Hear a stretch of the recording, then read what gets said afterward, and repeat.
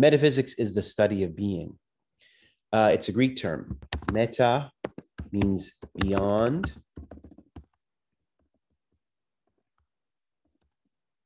Physis in Greek means nature. So metaphysics is the study of what is beyond nature, what is beyond the physical world of appearance.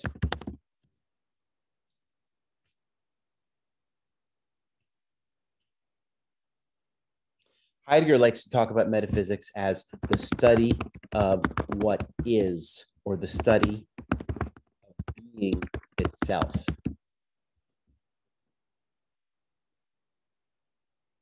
This is why people hate philosophers, because they want to study being itself. And what the fuck is that, right? I lose patience. I'm telling you all this because I'm going to try and give the opening of this book. Ideally, I would have liked to have cut the first part of your reading and immerse you right. Where the discussion for us becomes manageable is where he introduces the example of Van Gogh. And I'd love to have started the reading there. Unfortunately, there's no natural break. So you have to work through all this crap on hypokamenon and substance and eisteton. And so I'm not going to get deep into it, but I'm just going to briefly acknowledge it. And I imagine you probably were kind of fed up with that part of the reading. What he does in the first part of reading is he basically goes through the history of metaphysics. Hypokamenon is the Greek word. And I should probably type it out. Hypokamenon. I don't remember what it means. Check your reading. Basically, he's referencing, there are in the history of philosophy, he references three major attempts to explain the nature of being, what truly is, okay? Because starting with Plato and the early Greeks, Plato was a dualist. He was a metaphysical dualist. What that means is that there is a difference between reality and appearance. Plato says that what appears is not what is.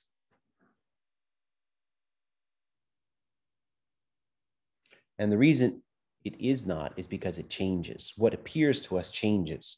The physical world is not, according to Plato, right? I'm looking at my magnolia tree.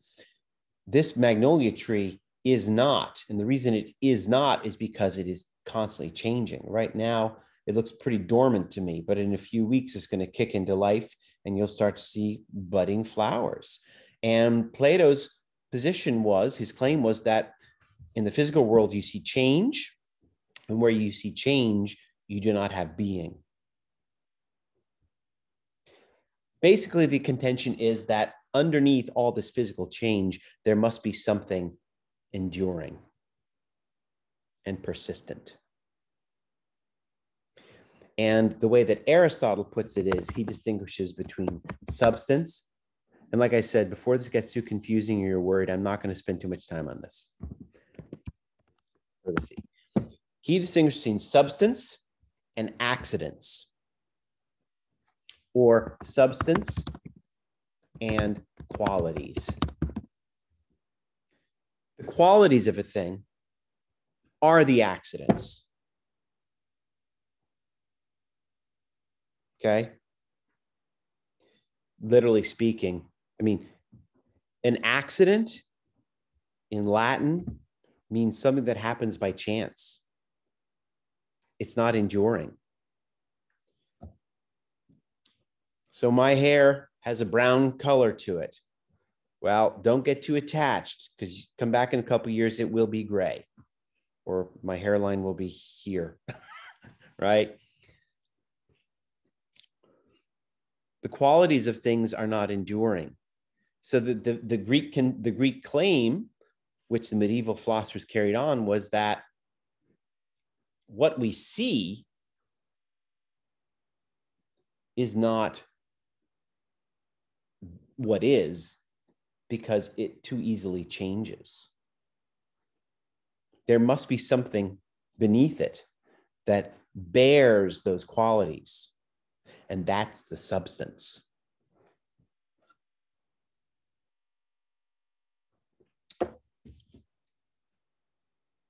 Now, as Heidegger mentions, this is there, he doesn't like this way of thinking, and indeed has a lot of problems, because the biggest philosophical problem is, well, how do you get to know what is if you never get to sense it? Human sensation, thanks to human sensation, we're always trapped, we're always faced by physical qualities. You know, this idea that there is, it's kind of a wacky idea, and this dominated in the West for 2,000 years almost. This idea that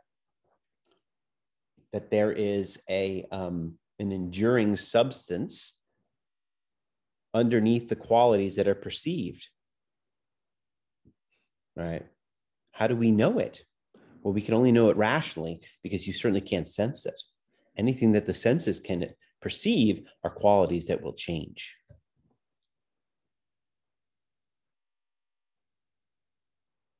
I have a question. Go for it. I hope I can answer it.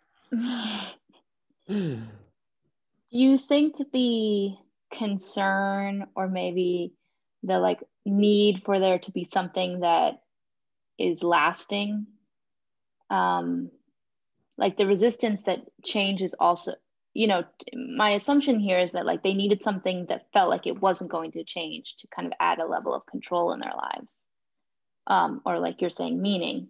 I'm just curious why the idea that change is a less than. I know. Is a thing.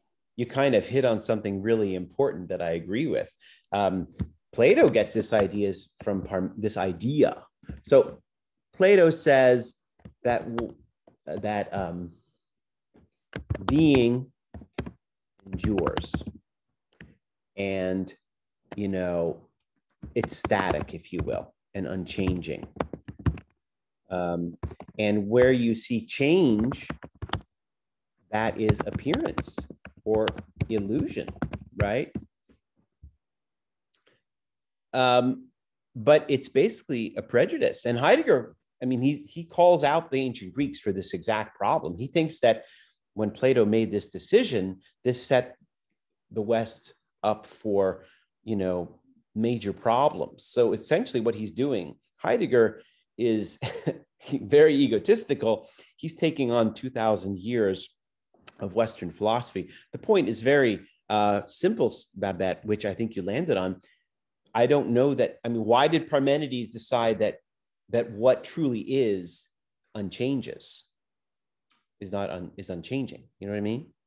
He decided that what is does not change, and therefore the physical world must not be real, right? Heidegger is going to disagree with that primary decision. That primary decision was then accepted and presumed, you know, and for all time, right? Well, it has a lot. In some ways, I guess my mind's jumping to it makes sense if we're trying to replace the notion of like God, in that like God is intended to be forever and unchanging and above everything that changes on earth. So maybe there needed to be, you know, a philosophical replacement to that concept. Well, you are right that Christian theology, Christianity is Judaism and Platonism mixed, basically. And what Christianity did is they took Plato's ideas about, you know, what is real, and they mapped that onto the divine, you know. And even the way St. Augustine describes the physical world we live in, St. Augustine, the early saints, the world we live in is the world, this world is fallen, right? We're aliens in this world because it doesn't suit our, you know, we have a spark of the divine in us. And, you know, and so, yeah, I mean, it's this idea that, you know, that there is something real that is beyond the physical world. This is deeply Platonic. But I don't want to dwell too much. I'm just telling you that this is what's motivating his interest in art. Oddly enough, he wants to get at truth, right? Which he's going to reach back to the Greek notion of truth, right? He thinks that in the ancient Greeks, this is where this fatal decision was made, if you will, right? There were, by the way, Parmenides' main opponent was a guy by the name of Heraclitus. So there was already a fork in the road back in the ancient Greeks. So the fact that he's harking back to ancient Greek indicates that there was a path untaken, right? To quote, who was that? Frost, right? And the way the ancient Greeks actually defined truth is helpful for us. And the way that art reveals truth, art will reveal that it plays a special role in exposing being. Right. Let me say two things before we take the next step. The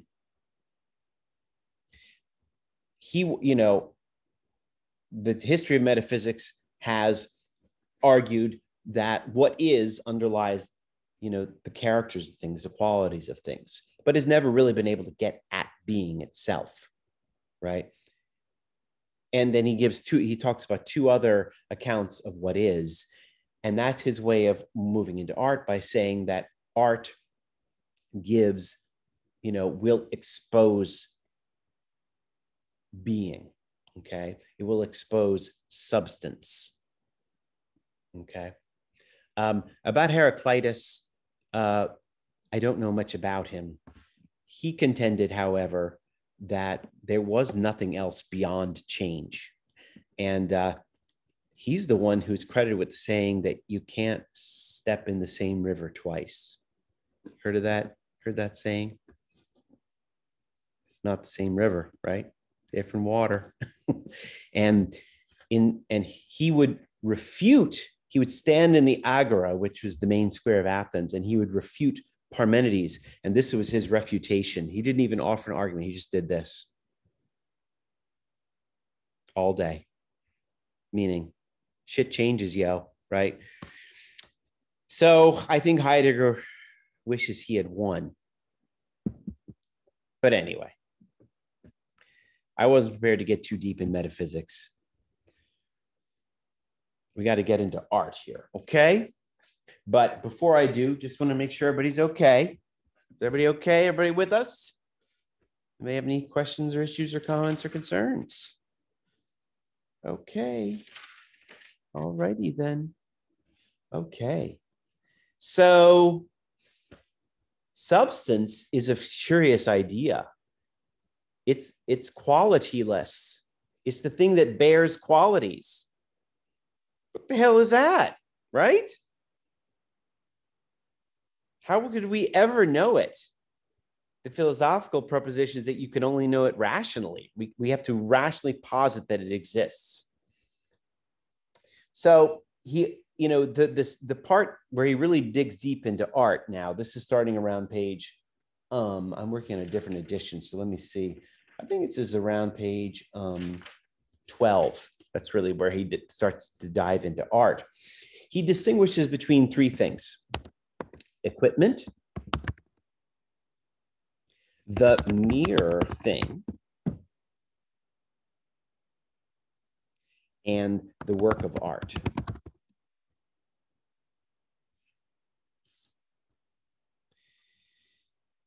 And he says that, at least in my translation, I think it might be in yours, he says that the latter, that the work of art is self-sufficient. What does he mean by that? He means basically that it is not functional. Work of art is self-sufficient in the sense that it's done. It doesn't serve any further purpose, right? When I make a spoon, that is for a further purpose of eating with that spoon, right? But a work of art is done. So it's another way of saying that a work of art sits outside the universe of function and functionality. And mere thing is an analog for what we're talking here about a substance. It is what remains when the equipmental character is stripped away. Okay. So, I have a cell phone here. Right now it's functioning. It's a totally different, it's equipment, right? But then when it's dead and I have no hope of recharging it, what is it? It's like some kind of disc that I don't know. It's like, maybe it's a different purpose. Now it's something I can throw at a mugger. I don't know, but it's also just a doorstop. It's like a paperweight. It's nothing, right? So the mere thing is what remains when the equipmental character is stripped away. And as long as it is equipment, and here's the point, the vast majority of things around us are equipmental. I understand a tree in a kind of equipmental way, like equipment. What equipment is my magnolia tree? Well, it provides shade in the summer and it has flowers for a couple times in the year. And I can coil my hose around it,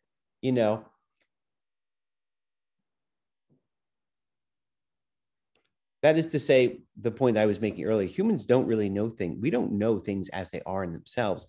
We know them as they are with respect to us and with respect to what they can do for us. So he says that when things are equipmental, when they're working functionally, you don't see their thingness. It vanishes. When it breaks down, then you do.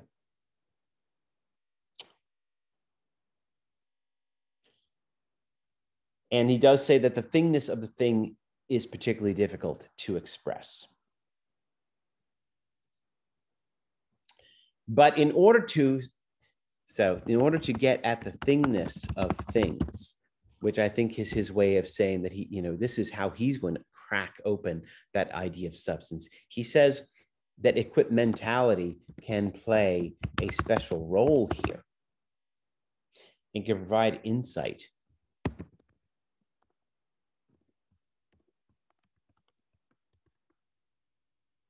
Because it has some intermediate position between thingness and a work of art.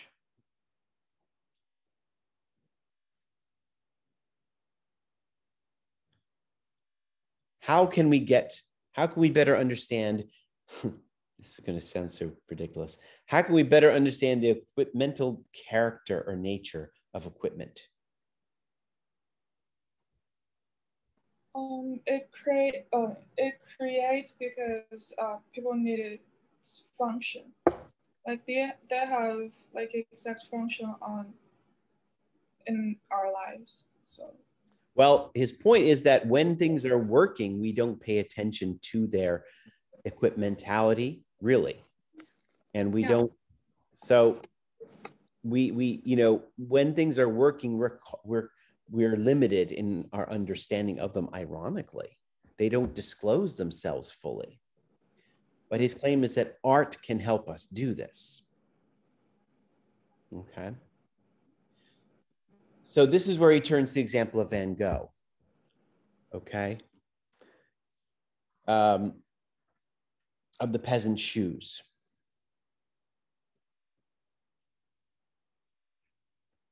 He says that these shoes are most useful for the peasant woman the less she thinks about them. Right? When they're working perfectly well, she doesn't think about them at all. So this is the point I was making a second ago. The equipmentality of equipment is not evident when this equipment is in use. Then it is ignored.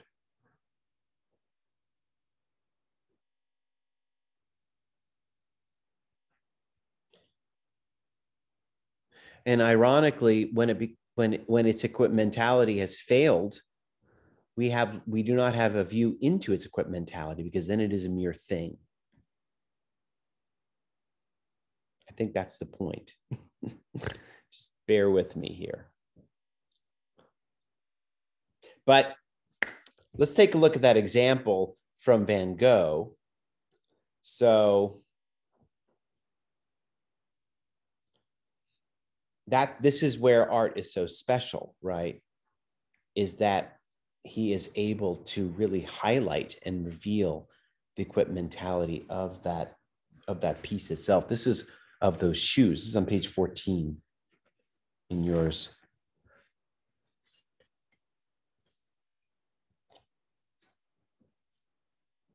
He says, oh, that's not it.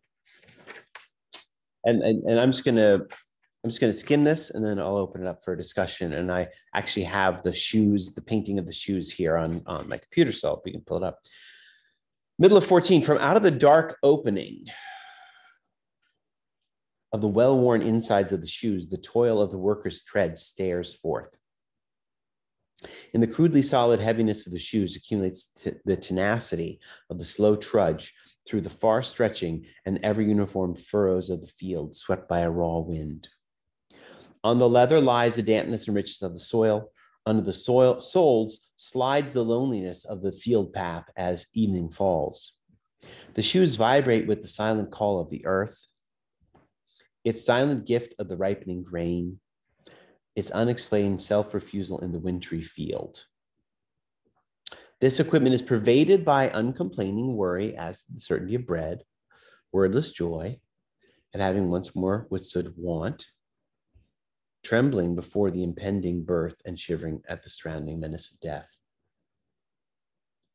And then the next paragraph, but perhaps it is only in the picture that we notice all these things about the shoes. The peasant woman, by contrast, merely wears them. Okay. So, share the screen. And it turns out there's a couple. Oops, that's not the one I wanted. There's a couple of these paintings. So I don't know if this is the one he's referencing, but this is one I found here.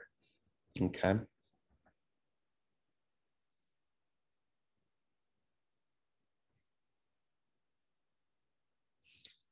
Anybody have any questions or thoughts?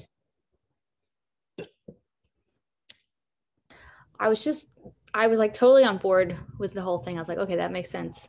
But now that I'm thinking about it, I'm like, well, isn't a work of art then serving a use of helping us access a deeper truth?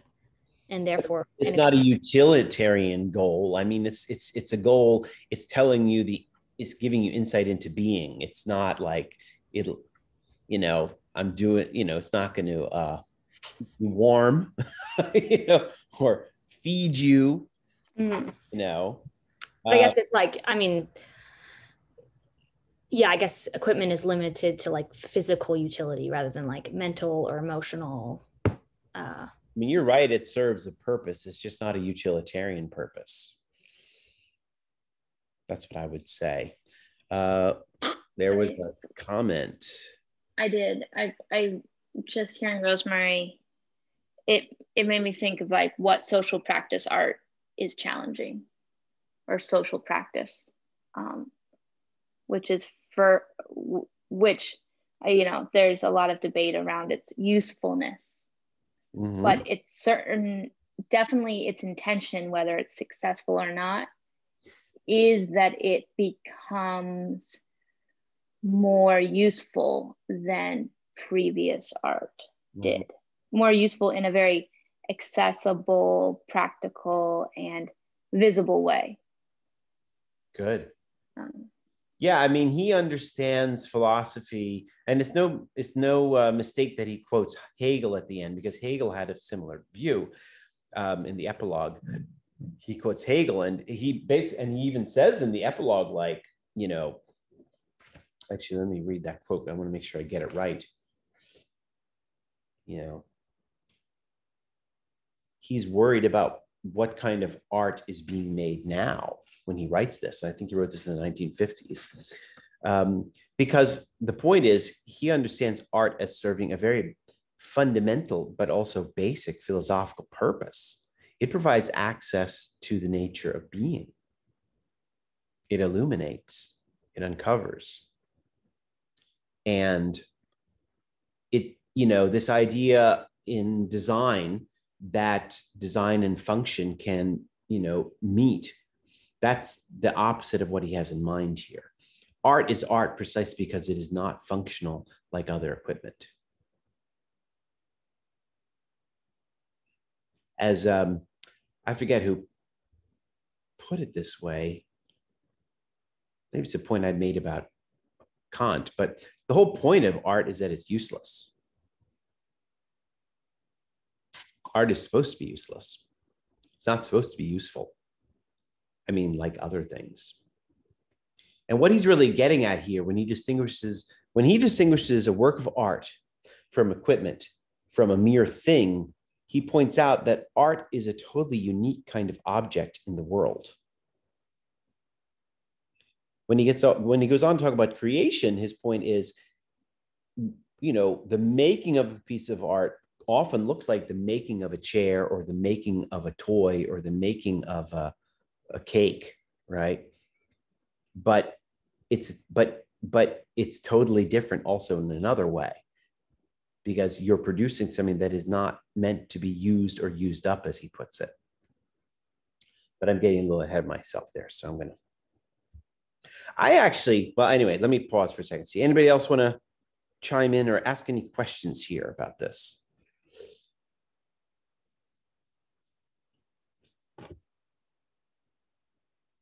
All right, good. I don't actually like the example about the shoes. I don't think it's interesting. I like the next one better. I think the Greek temple is rocking. This is where this really becomes, I think, more evident. So if that's okay with you all, I'm going to move into the next one. So, yeah. Let's go over my notes here, see where we are. Sorry. He says, just finish up a couple points about Van Gogh, right? So the work of Van Gogh's shoes is that they perform a kind of work. Touche, Rosemary. But the work they do is that they are revelatory of equipmentality. They reveal equipmentality. That's the work they do.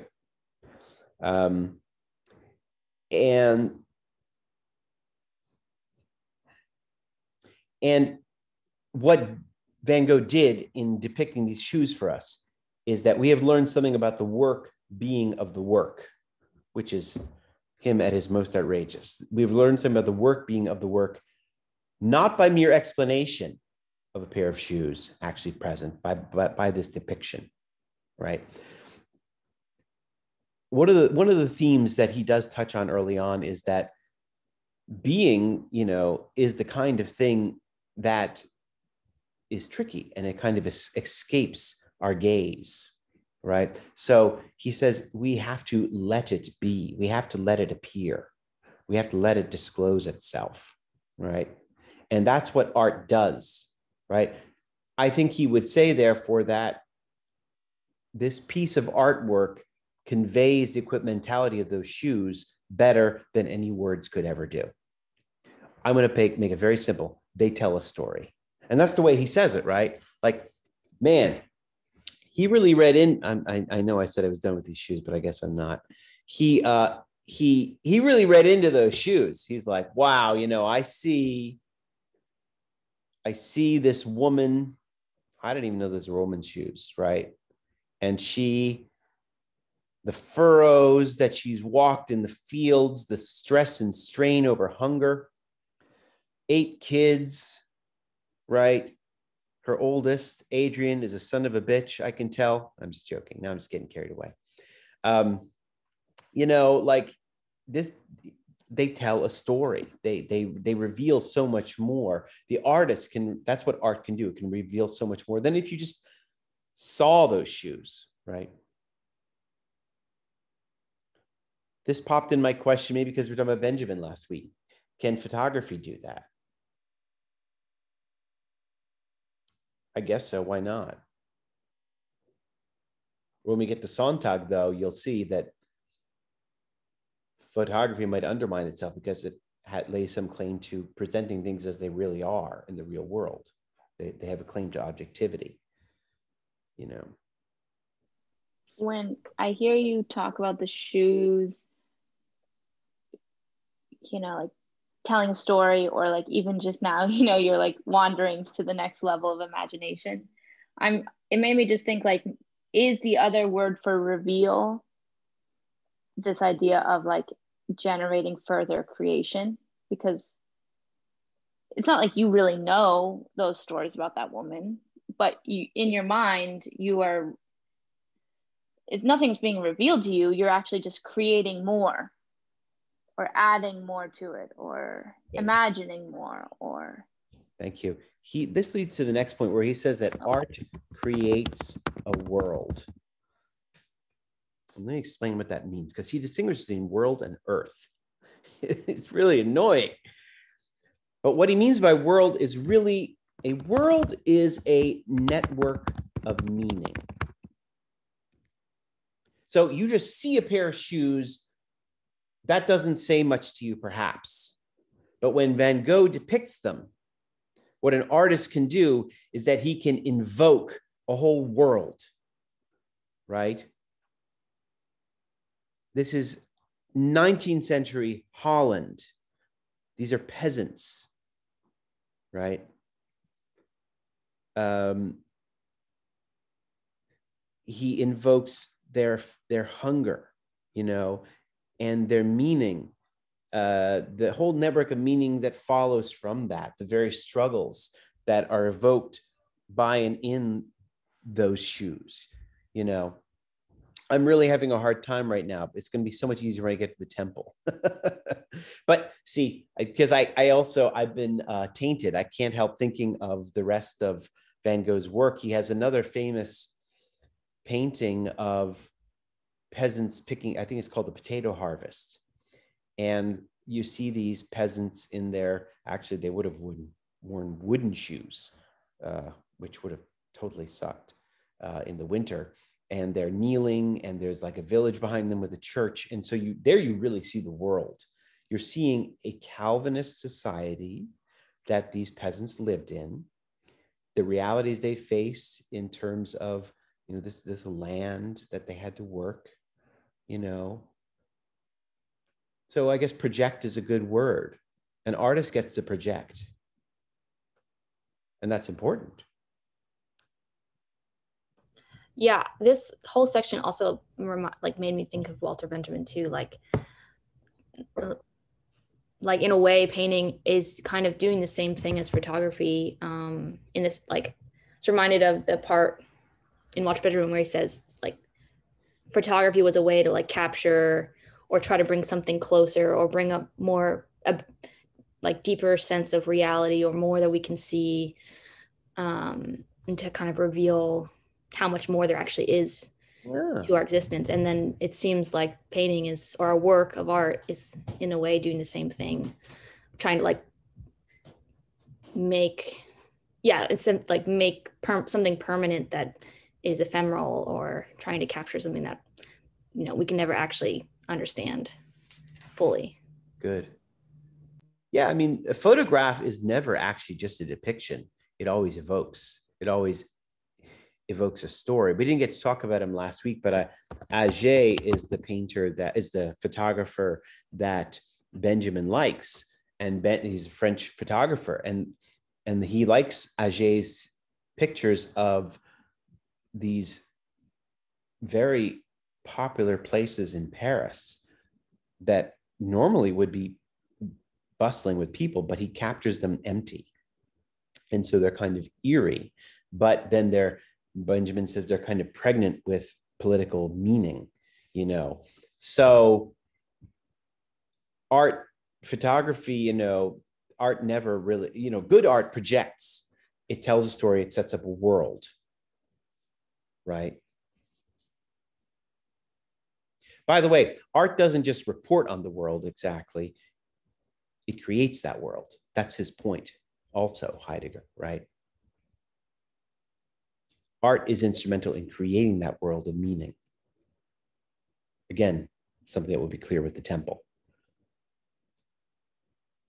But again, I can't help thinking of Sontag, where she deals with this point that like photography has this inherent tension, which is like you see this in photojournalism. I'm just taking pictures of the way things are. Oh, but that is not the case, right? You're never reporting on the way things they are. You are telling a story and you are erecting a world or affirming a world, okay? That's just the way it is. But let me dive into the temple because I keep hemming and hawing here.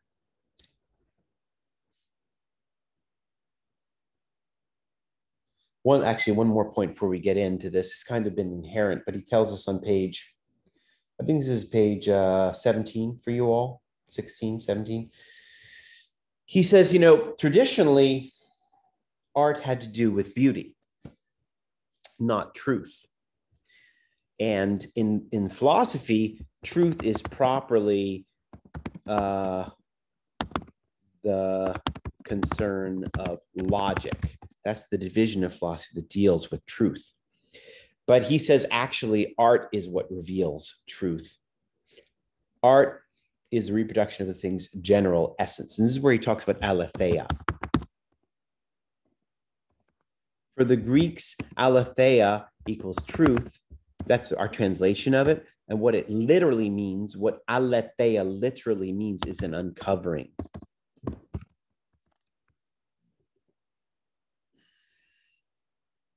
A disclosing. You know, or he uses the word an opening. So truth is something that happens through artwork when art uncovers. Art uncovers. Art discloses. Okay. It unveils. That's another nice word. Someone using the word reveals. I think that's probably good too. Yeah, around page 20, he says there is a happening of truth at work in the work, a happening of truth.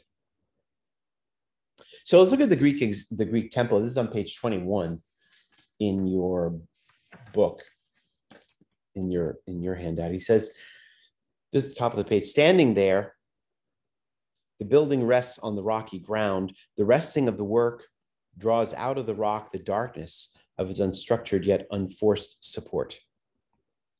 Standing there, the building holds its place against the storm raging above it, and so first makes the storm visible in its violence. Makes the storm visible.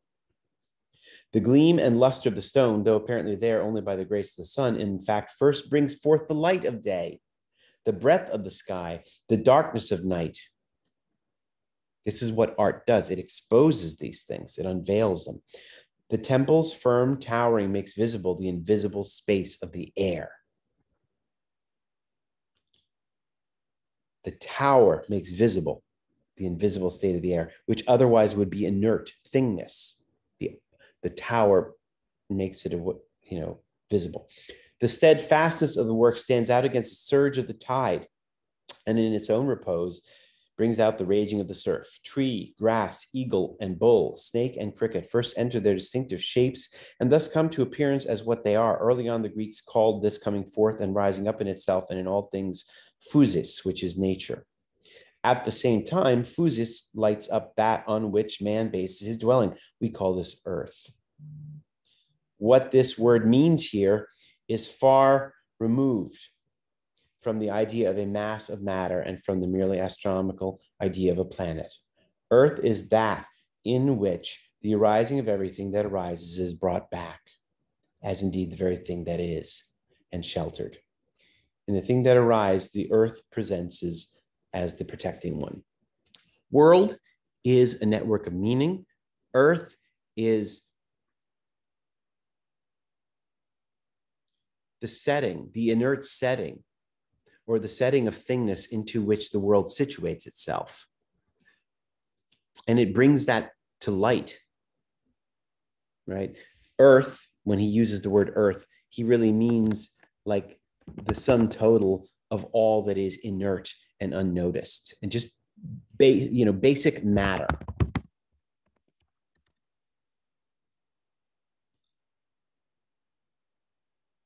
And he talks about there being a strife between earth and world. And what he means is basically that art creates a world, on top of earth, but also out of earth. And as we'll see in a second, it does not use it up. Art lets matter appear, lets earth appear. I'll deal with that in a second. I want to talk for just 1 second about this idea of erecting a world. He says somewhere here, I think it's on the previous page, I don't know if you noticed this, he talks about, it's funny, this weekend in the New York Times, there was an article about Babylon, which is the ancient capital of the Babylonian Empire in Iraq. And it sits about an hour south of Baghdad. And they were talking about, the article was talking about all the challenges in saving what's there and rehabilitating it. And they pointed out that the Germans had taken everything for their, all the artifacts for their museum in Berlin. And I was at that museum, I guess 30 years ago, I don't remember, but if you go to the Louvre, you'll see, and the British Museum, they pillaged these sites in the ancient world, right? The Greek sites, the ancient Greek sites, the ancient Egyptian sites, the Babylonian sites. And he talks about a Greek statue, and he says that's sitting in a museum in Berlin. He said, we can't really fully understand the meaning of this piece of work because it has been ripped out of its context. It was part of a world, is his point. It was a part of a world of meaning, and it has been taken out of that, okay? So the Greek temple and everything in it was part of a world of meaning for the ancient Greeks. It announced and it affirmed a network of values, right? And tales or myths about the gods, right? That populated, the culture, right? But it also does, but at the same time, this temple, its very physical expanse and protrusion calls attention to the earth around it, the way it situates itself in the mountain, against the surf, the tower going in the sky, okay?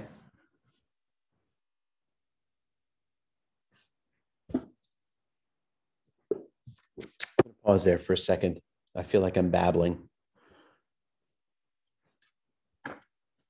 Questions, comments, complaints? I'm just thinking it's a very personal preference, but I think it's one of the reasons I love land art, in the sense that it is part of a world and from a world and of the earth. And it's incredibly hard to quote unquote capture or remove or abstract. And is this Christo? Is he an example? I would say more like Robert Smithson. Okay. The spiral jetty. Christo, I think, is an interesting character. I think he balances. I don't know. I think he creates a world. I think he's more of a world creator. I don't know if he's necessarily of and from the earth.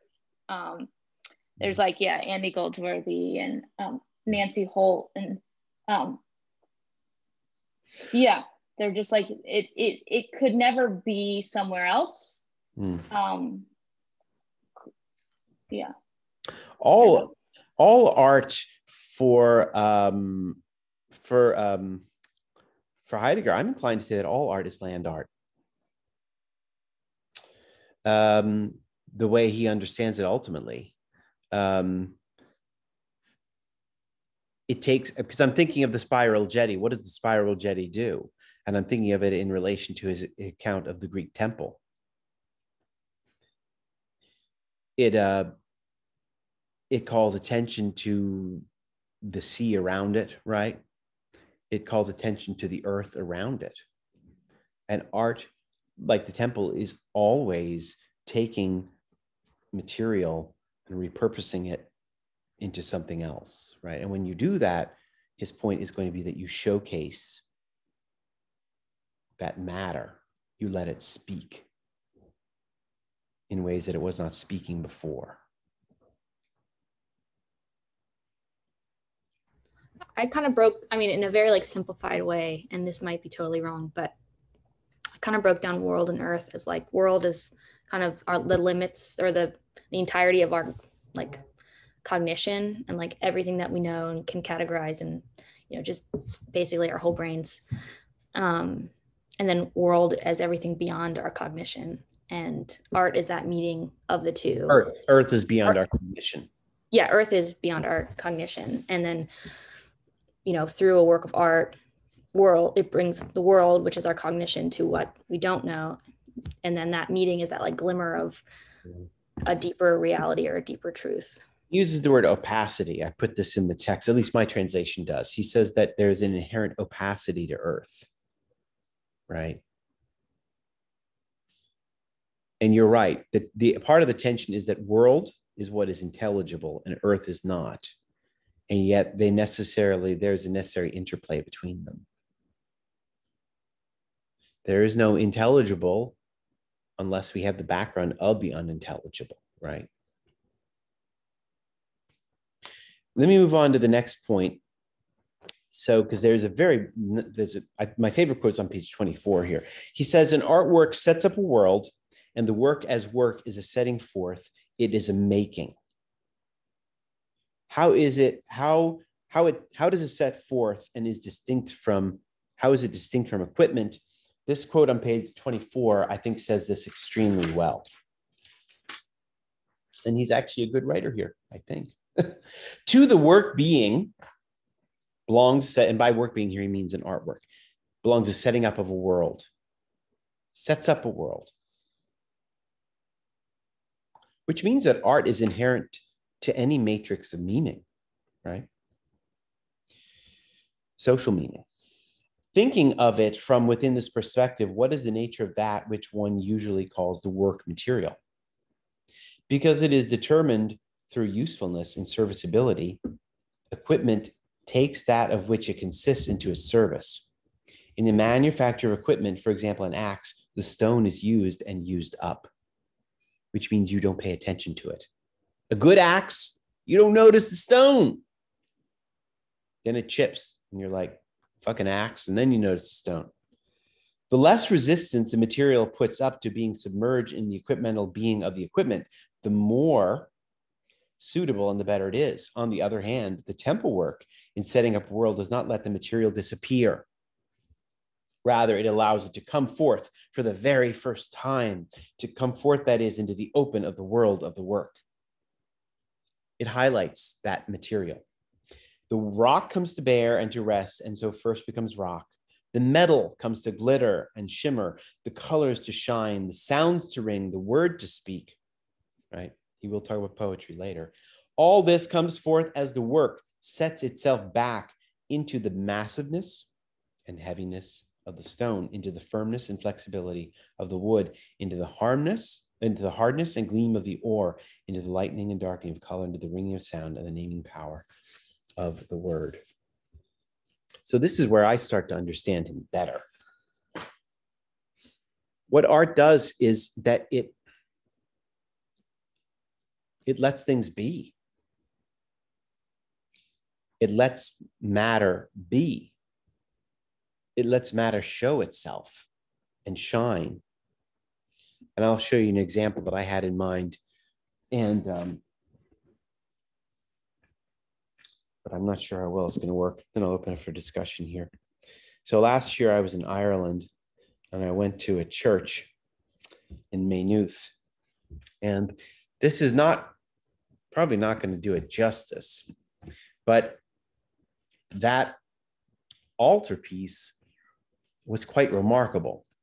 And what was remarkable about it is I don't know what kind of stone it is, right? So this part was like white marble, and the upper part was this gorgeous, like variegated stone. And you can see a little bit of the variegation here, but you know, and look at these pillars, right? The marble, right? Artwork lets the matter be. It lets the matter shine, if you will. I think that's his point, right? It doesn't use up that matter. Equipment does, which means that it causes you not to pay attention to it. Because when it functions, you ignore it. But artwork exposes, it unveils.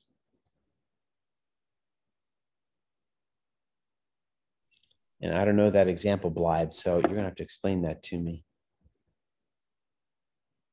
Like Rickard's work was at Glenstone like last year, but he's famous for like creating a space to come and eat where anyone like outside of the gallery space or art or like visitors of the gallery can come and like share soup. And he like provides like the table and like the food itself. And I was thinking about how like the reason why you like experience like the revealing of truth in that work is because you're in a gallery setting surrounded by equipment that you normally wouldn't notice, which is like the same way the like Van Gogh boots work, but it's providing equipment, not matter.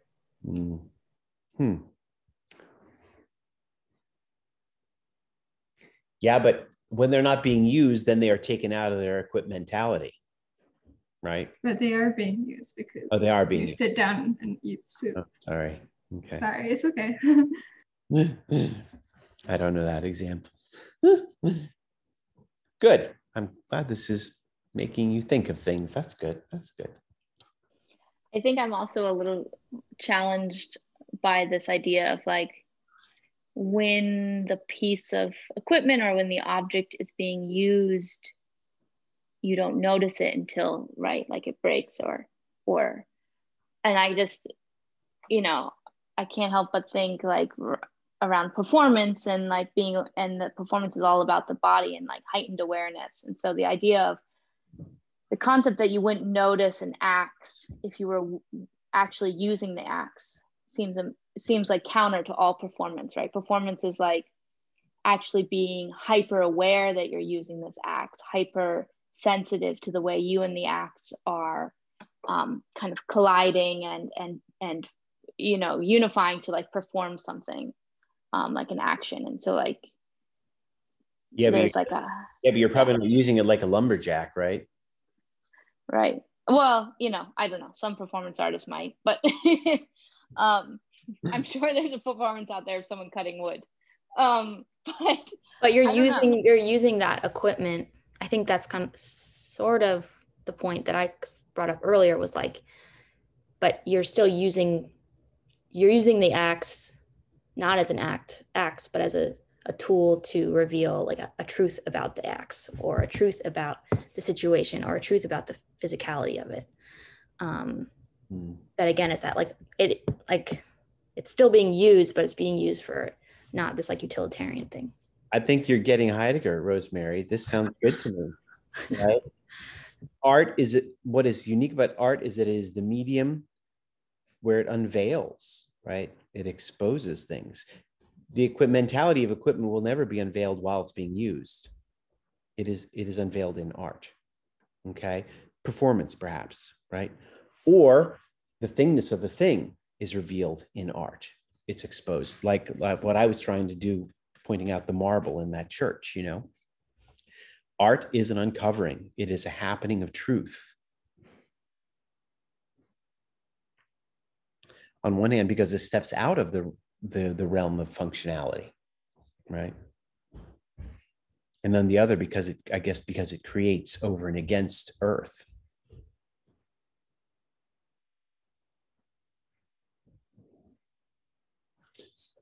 Let me hit on a few more points here, and then we can break for the day.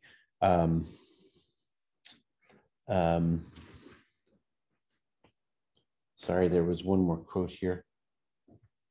Yeah, bottom of 25, there's another quote here, expands the point on the previous page. He says, to be sure, this is the middle of that bottom paragraph, the sculptor uses stone just as in his own way the mason uses it, okay?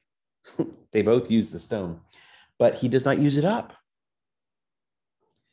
That can be, in a certain sense, said of the work, only when it fails. To be sure, the painter makes use of pigment. He uses it, however, in such a way that the colors are not used up, but begin rather for the first time to shine. To be sure, the poet too uses words, not, however, like ordinary speakers and writers who must use them up, but rather in such a way that only now does the word become and remain truly a word. In another way, to put this otherwise, poets, what do poets do? Poets expose words because they strip them, they take them out of the context of function, right? And they put them in an entirely different context.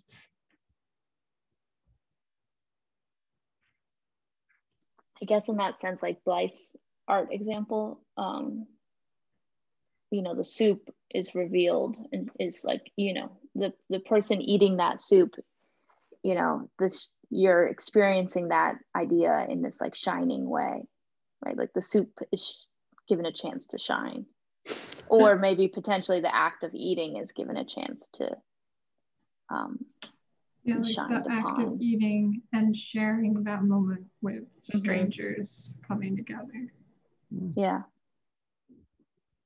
Nice. Great. All right. Let's see here. What else I wanted to do? I guess I want to talk about this idea, this issue of createdness. I want to talk about that for a little bit. This is on page 37, 38.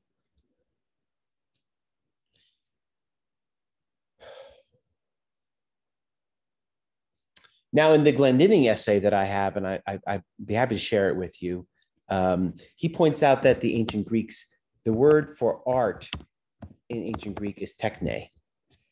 But what's interesting is that it is also the word for craft. It's both. Plato, you see this problem. In the Republic, he asks, where do I put the artist with the other craftsmen? Because the presumption is that they're supposed to be the same. But he already recognizes that they're not. They're not like other craftspeople because they're doing something totally different in a way. And Heidegger says, actually he said in the last quote I just read, right? The mason and the sculptor, mason is a stonemason, right? The stonemason and the sculptor, they're both from a distance, or maybe even from a certain vantage point, they look to be doing the same thing with the stone. They're both working on the stone, but for a totally different purpose, right? I have a stone floor in my kitchen. It's a pretty shitty stone floor. I noticed it's cracking in parts. The guy who put it in, he did a crap job. Okay. But anyway, it's meant for me to walk on it, right? It's used up to use for Heidegger's sense, right? It's not put on display, allowed to shine. In equipment, material disappears. It ought not protrude. But when artwork is created, we have not simply a new thing, but a work that first clears the openness of the open region into which it comes forth. Artwork opens a region.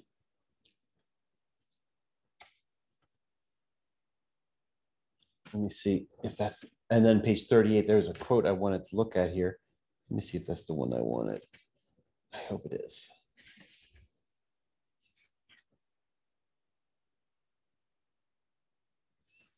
Yeah, this is an expansion of what we were just saying right now. At the very bottom of 38, in the creation of the work, that is the artwork, the strife as rift must set back into the earth. The earth itself must be set forth and made use of as the self-closing.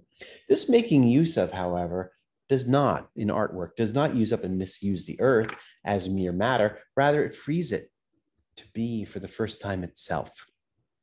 Such using of the earth is one working with it that indeed looks like the employment of matter in handicraft.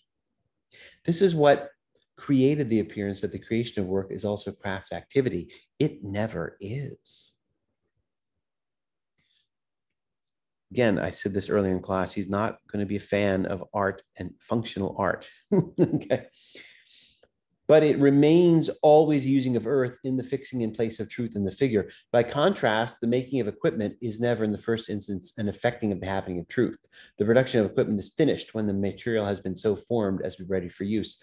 The equipment's readiness for use means that it is released beyond itself to disappear into usefulness. Not so the created work. This will become clear through a consideration of the second characteristic, which may be reduced to this point.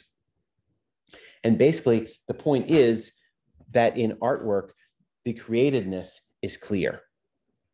The createdness is evident. The createdness announces itself.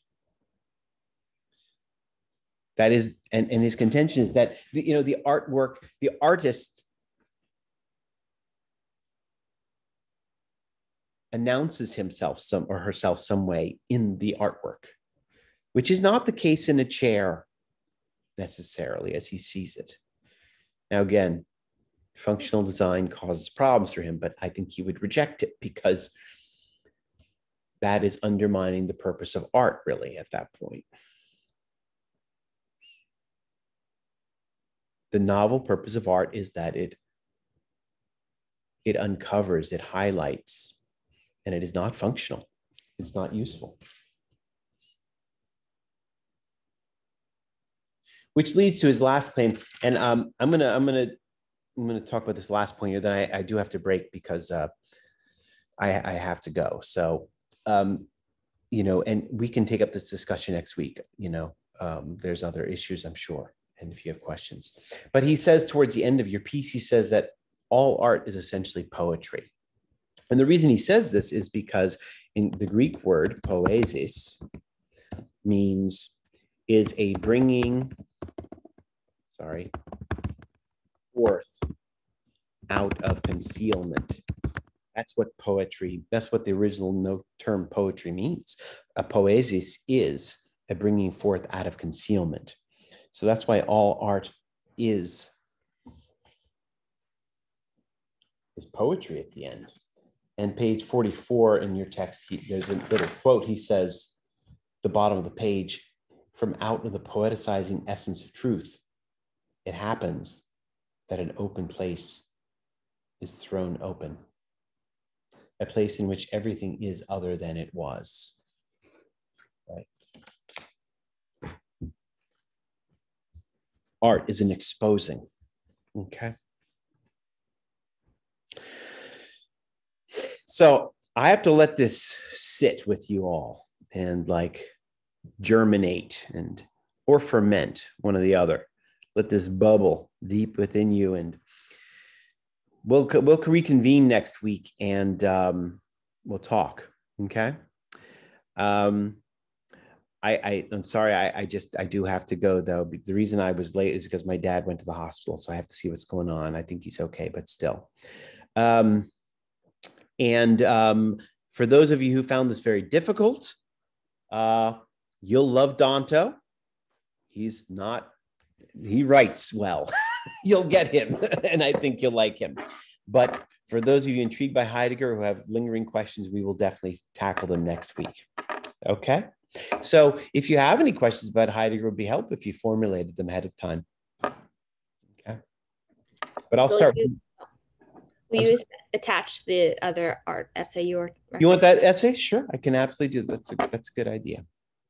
And for those of you interested, don't feel you have to, okay? That's recommended reading, okay? All right, so I gotta let you go, guys, okay? Peace, have a great week, and I will talk to you soon. Thank you. Bye. Bye.